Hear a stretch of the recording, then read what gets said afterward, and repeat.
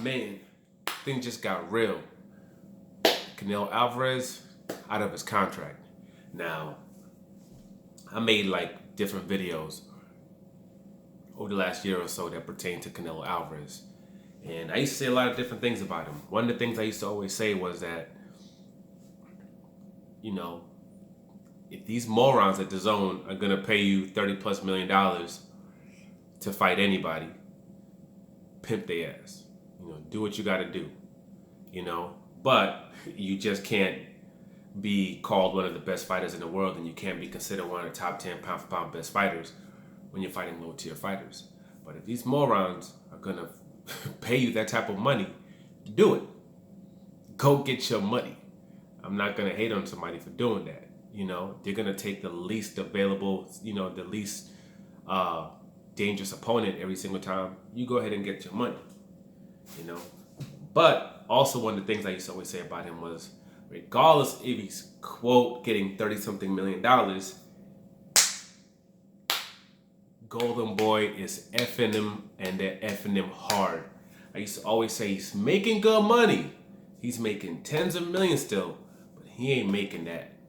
Just due to the fact that when Golden Boy tried to sue Al Haymon and they had to open up their books, it became very, very clear that, they're running the entire organization off Canelo. They said it was like 93% of the revenue they made came off Canelo.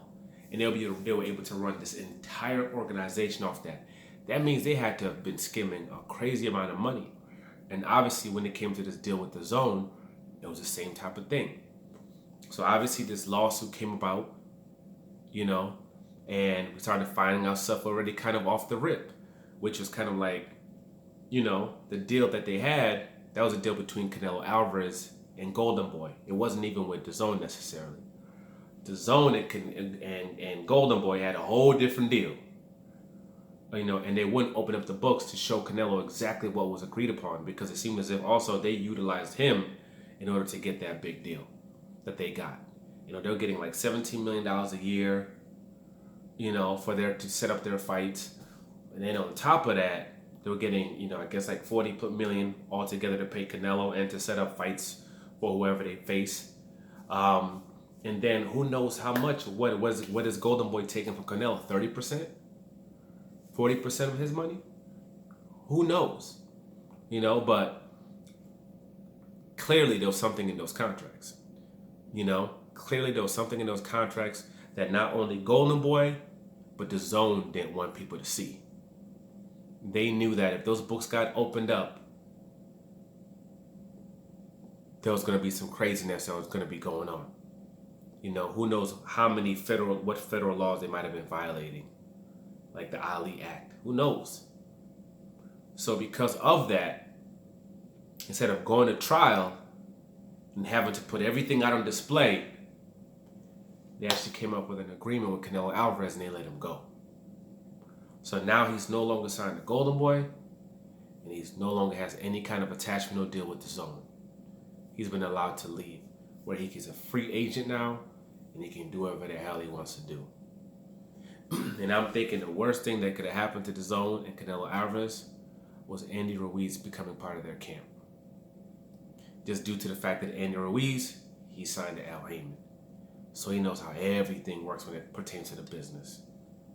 So obviously when Canelo's talking to him about the different things that's going on with him, he's telling them, yo, you should be getting this. This should be happening, this should be happening, this should be happening. Yeah, but I'm effed up. How am I supposed to get out of this? Don't worry about it. I was stuck in the same type of situation at Top Rank. Al Haymon got me out of that situation. Put me into a space where I could be a free agent.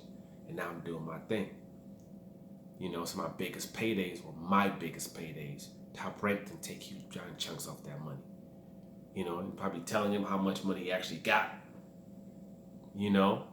So so obviously then probably got put into a situation where then, obviously he's gonna help the dude out. He could go ask Al Haymon some things. What should he do in this situation? He's trying to get out of his contract. What should he do? And Al Haymon probably was telling, yeah, you need to do this, file that. Because that's what kind of happened with Canelo, with Manny Pacquiao. Manny Pacquiao was trying to get out of, was pretty much done with Top Rank. But what Top Rank was doing was every time Manny Pacquiao tried to set up a fight, they would contact those people and say if they did anything with Manny Pacquiao, they were going to sue them because they still had, a valid contract. And people would get scared off by that, and they wouldn't want to necessarily do business with Manny Pacquiao. And they kept doing that, trying to put themselves into a situation where even though Manny Pacquiao was free from them, they still had some type of they could still have some type of power over his career. Manny Pacquiao got with Al Haymon. So what the first thing Al Haymon did was file suit against Top Rank, but he also filed suit against ESPN because ESPN basically has Top Rank signed under them. Sued both those companies. The second he did that, they left that man alone real fast. They backed off. They stopped messing with Manny Pacquiao. And then when Manny Pacquiao went out to fight Adrian Broner, make a killing, ended up fighting Keith Thurman, making a killing. And whenever he comes back with his Mikey Garcia is fighting or Earl Spence fighting, he's going to make a killing off that as well. That's what he does. He gets you out of effed up situations. So I'm sure something of that nature is what happened.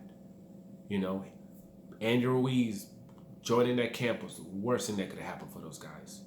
And because of that, I wouldn't be shocked if somehow Ryan Garcia gets out of the situation as well.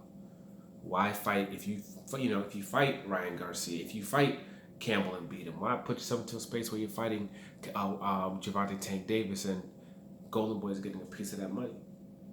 Maybe he gets out of that situation, so when he fights Gervonta Tank Davis, he could just make money off that. You're talking about millions of dollars he can make in a fight if he can somehow get out of Top Rank, that Golden Boy deal. He should have never signed that extension. He'd have been good.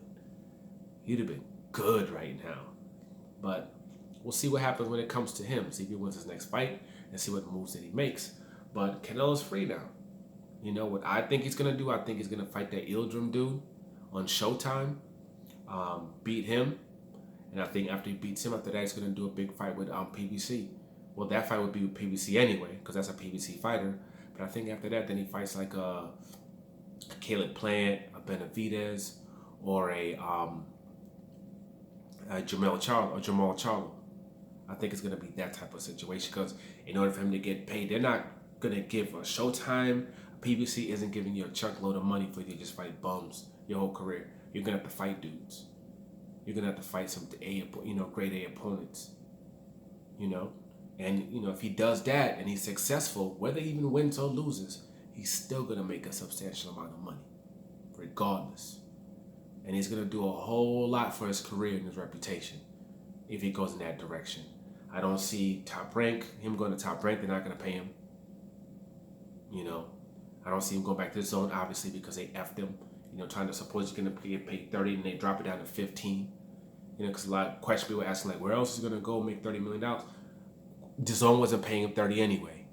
And then also, who knows how much, they're only going to pay him 15 now. And who knows how much Top Rank Golden Boy was taken from him as well. So he goes somebody else as a free agent and he's making $20 million guaranteed. And then he's getting back in on top of that. He's good. Especially if these arenas open back up and he can fight in these arenas, and having people who actually know how to promote fights as a PBC, and you're fighting on networks that people actually watch, and they're not in a closed vacuum like DZON, puts him to a space where he can make a substantial amount of money. And you get even if you fight on regular Showtime or regular Fox, or even if you do that, get those TV rights, you can make a killing off of that. So hopefully that's the route that he goes. I believe that's the route he is going to go. And I've said it before, 2020 and 2021 is going to be a crazy time when it comes to boxing. And it keeps being true. But for now, like, subscribe, share. I'm out.